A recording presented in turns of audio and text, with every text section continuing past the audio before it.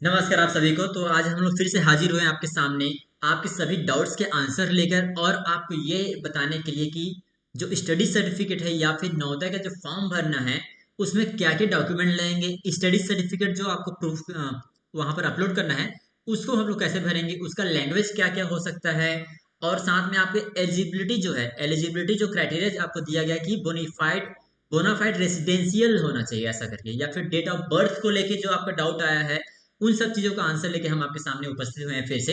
तो चलिए हम शुरू करते हैं इस सर्टिफिकेट को भरने के लिए, ठीक है ना। कि ये जो स्टडी सर्टिफिकेट है ये आपको स्कूल से साइन करवाना पड़ेगा। ये आपका किसी भी लैंग्वेज में हो सकता है।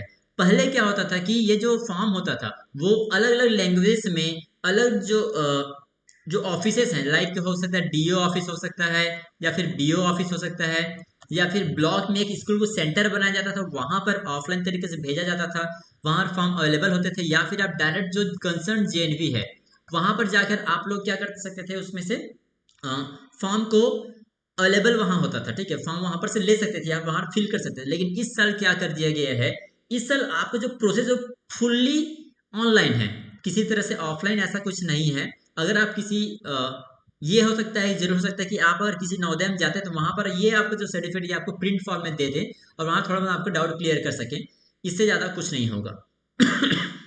ऐसा नहीं कि अगर फॉर्म इंग्लिश में दिया कि आपको केवल इंग्लिश में भरना है, आप अपने सुविधा अनुसार इसको अपने हिंदी में भर सकते हैं या फिर इंग्लिश में भर सकते हैं, या फिर जो भी आपका रीजनल लैंग्वेज है जिसमें फॉर्म एक्सेप्ट हो सके उसमें आप भर सकते हैं। प्रीफर ये करिए कि आप ये या फिर आप हिंदी में भरें या फिर इंग्लिश में भरें।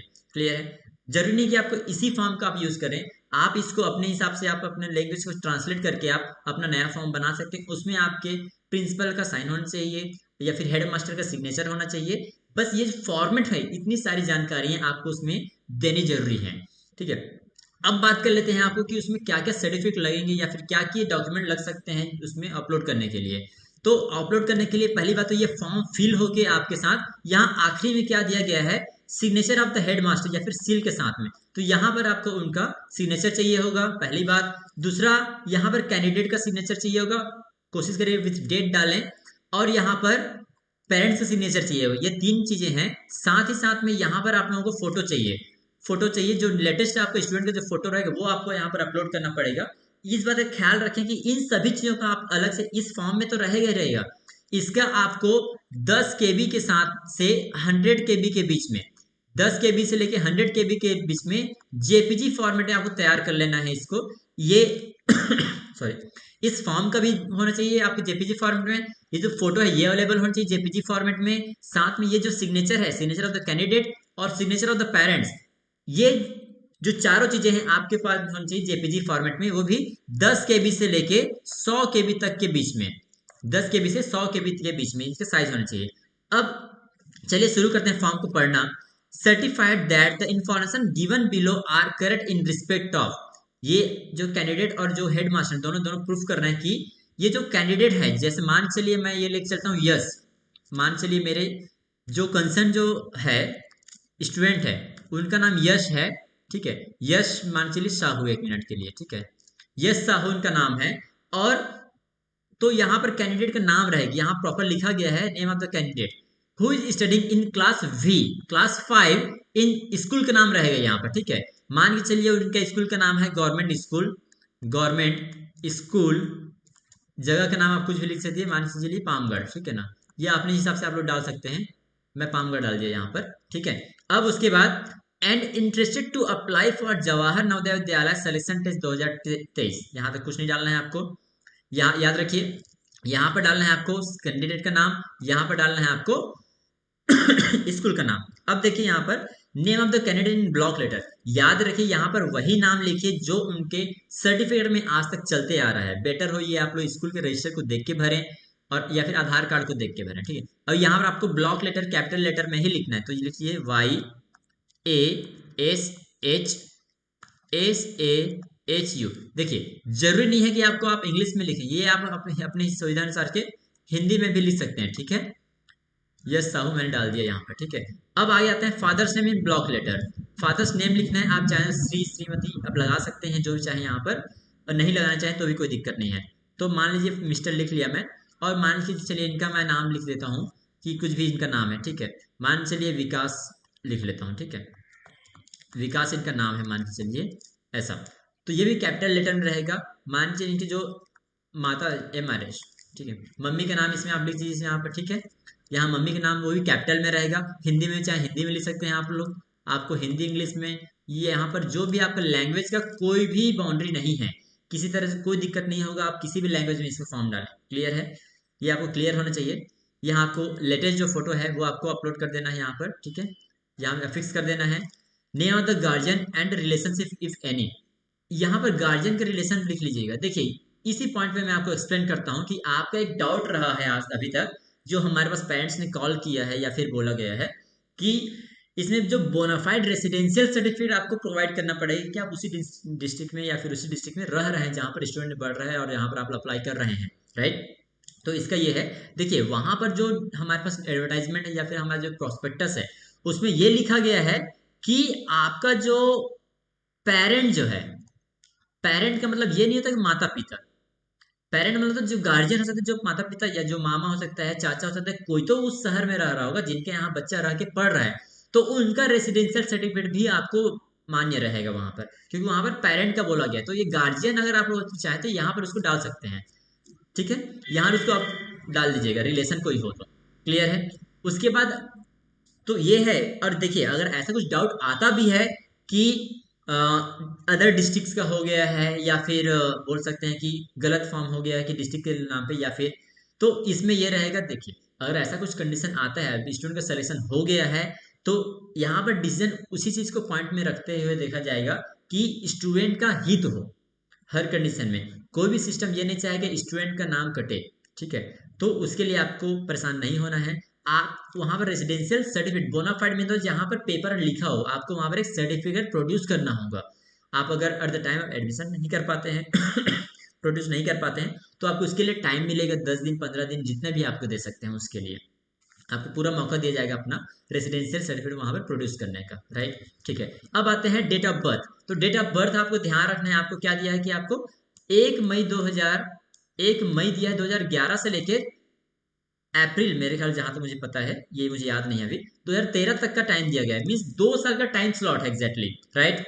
तो 2 साल का टाइम स्लॉट है। ये जो है ये पिछले साल से घटाकर इस साल कम कर दिया गया है। क्यों? क्योंकि जो न्यू एजुकेशन पॉलिसी जो आया है, NEP, जो न्यू एजुकेशन पॉलिसी आया है, उसके तहत इसको आपको रखा गया कि 10 साल से 12 साल के बीच में ही कक्षा 5वीं का स्टूडेंट होना चाहिए, राइट। तो इसके लिए है।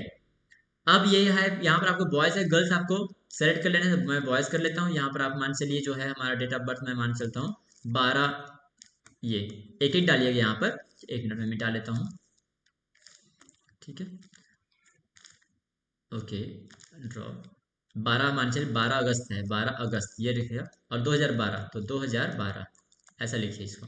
यहाँ पर आप प्रॉपर लिखिएगा उसको कि 12 अगस्त है, 12 अगस्त लिखिए। 12 लिखना चाहते हैं तो 12 लिख सकते हैं, 12 अगस्त, अगस्त 2012 ऐसा। या फिर इसको भी हिंदी में, इसको भी आपको लिखना है 2012, ठीक है। इस तरह से आपको पूरा उसको वर्ड में लिखना है, 2 लाइन दिया गया, दोनों लाइन का यूज कीजिएगा।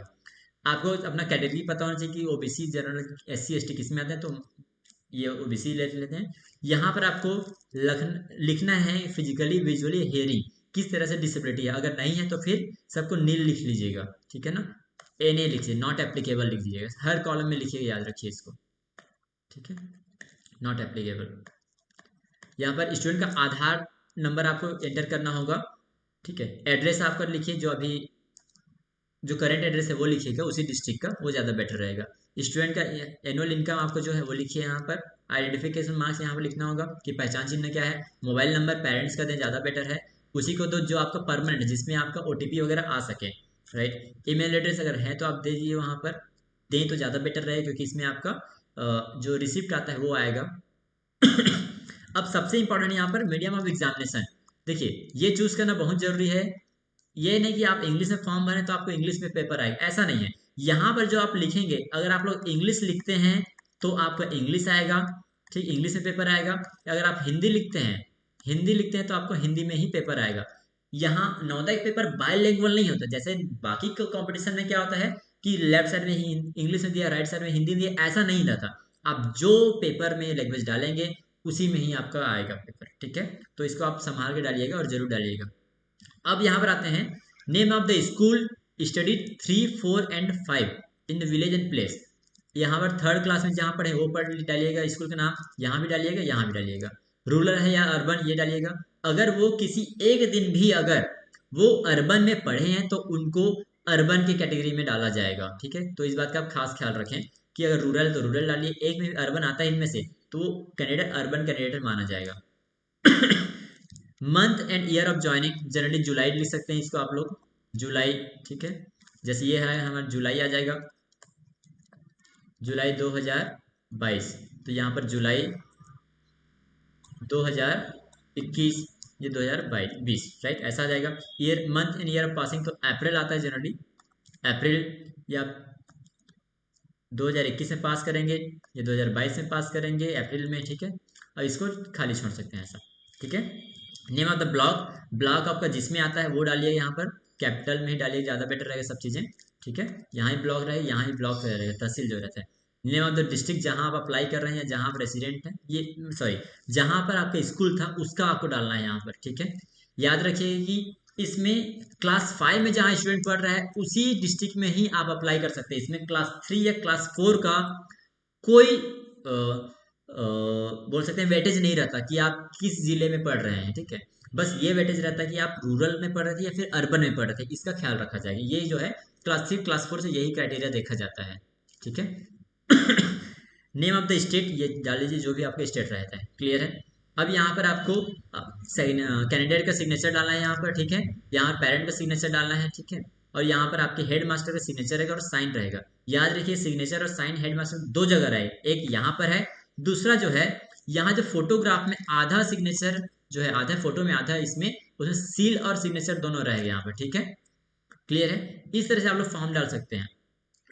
और मुझे जहां तक समझ में आता है ये जो क्राइटेरिया जो रखा गया है डिस्ट्रिक्ट वाला, कई बार क्या हो रहा था कि जहां तक मुझे आइडिया है या जहां मुझे अपने रिसर्च करने में जो पता चला कि कई बार क्या होता है, जो बाउंड्रीज वाले स्टेट वाले होते थे, जैसे 2 बाउंड्री के स्टेट में किसी का आता है किसी का स्कूल, तो वो क्या करते थे इस स्कूल में भी रख सकते थे, अप्लाई करते थे इस राज्य में, और इस राज्य में भी अप्लाई कर लेते थे। तो इस चीज से बचने के लिए में भी हो सकता है ये डिस्ट्रिक्ट वाला क्राइटेरिया लाया गया होगा, क्योंकि अगर स्टेट में अगर अप्लाई करते हैं तो वहां पर आपको सर्टिफिकेट नहीं प्रोड्यूस कर पाएंगे आप, ठीक है। तो इसीलिए ये लाया गया। तो डिस्ट्रिक्ट का हालांकि क्राइटेरिया नहीं रखना चाहिए था, बट डिस्ट्रिक्ट का रख दिए, तो इसके लिए आपको घबराने की जरूरत नहीं है। आपका कैंडिडेचर जो है कभी भी खत्म नहीं हो जाता इतना जल्दी से। और अगर आपका सिलेक्शन ये, और ये भी बात, ये जो चीज़ें हैं ये सारे सिलेक्शन के बाद के प्रोसेस हैं, और ठीक है वहां पर जो डिसीजन लिया जा रहा है that will be best for the student, ऐसा नहीं कि कुछ भी डिसीजन ले लिया जाएगा, ठीक है। तो इस तरह से आप लोग फॉर्म डाल सकते हैं। मैं आपको फिर से बताता हूँ, ये जो फॉर्म है, ये जो स्टडी सर्टिफिकेट है, स्टडी सर्टिफिकेट इसका नाम दे रहा हूँ मैं, ये आप किसी भी लैंग्वेज में भर सकते हैं, हिंदी हो या इंग्लिश, या आप ट्रांसलेट करके डाल सकते हैं इसको।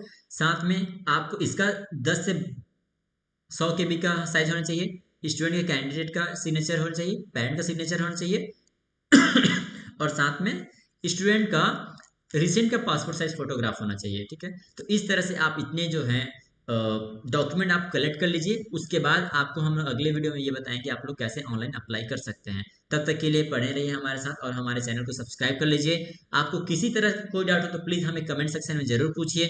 आपको अगर तैयारी करना है तो आप हमारे साथ तैयारी कर सकते हैं। हमारे यूट्यूब चैनल में हिंदी पैसेज को लेकर सारा कैसे उसको अटेम्प्ट करना है, जल्दी जल्दी आप हिंदी पैसेज को कैसे अटेंड कर सकते हैं, इसके बारे में यूट्यूब लेक्चर ऑलरेडी अवेलेबल है। और धीरे धीरे हम लोग टाइम के साथ में मैथमेटिक्स के सारे टॉपिक पे लेक्चर बनाएंगे, क्वेश्चन प्रैक्टिस कराएंगे।